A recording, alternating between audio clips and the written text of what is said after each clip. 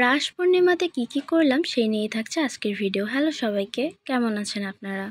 সেই দিন ছিল রাস পুজো। আমাদের এখানে রাস পুজো হয় 3 দিন ব্যাপী। আর এটা আমি গেছিলাম সেকেন্ড দিন। ফার্স্ট দিন আমি আমার এক্সামের কারণে যেতে পারিনি। এটা হলো আমার ভাগ্নি।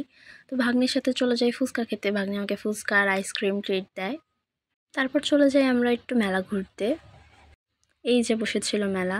রাস পুজোটা আমাদের বাসার কাছেই হয়। অনেক সুন্দর মেলা বসে প্রতিবারই। এই যে এটা হলো উষসী।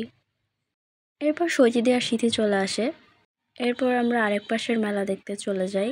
এই দোকানগুলো দেয় হলো স্কন মন্দির থেকে। এখানে বিভিন্ন ধরনের গীতা, তারপরে আরও অনেক কিছু পাওয়া যায়।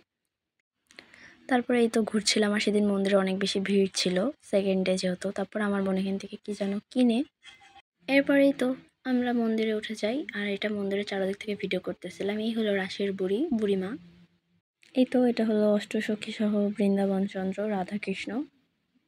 এর মধ্যেই দেখা হয়ে যায় আমার বেস্ট ফ্রেন্ড শম্পার সাথে।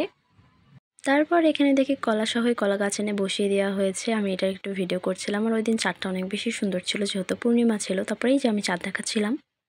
এরপর আমি চানাচুর আর খুরমা কিনে বাসায় চলে যাই। আর এটা ছিল লাস্ট ডে। এদিন আমরা ঘুরতে এসেছিলাম, আর এখানে শীতের স্টিকার কিনছিল, তাই আমি ওকে একটু খেপাচ্ছিলাম। এখানে জিলাপির দোকান বসেছিল, আচারের দোকান বসেছিল, তারপরে বসেছিল টিপের দোকান। এটা আমার মোস্ট ফেভারিট দোকান। এখান থেকে আমি আর আমার বোন টিপ কিনবই মেলা লাগলে। তারপর আমি একটু এই যে পলা দেখছিলাম। তারপর আবার চলে যাই মন্দিরের কাছে।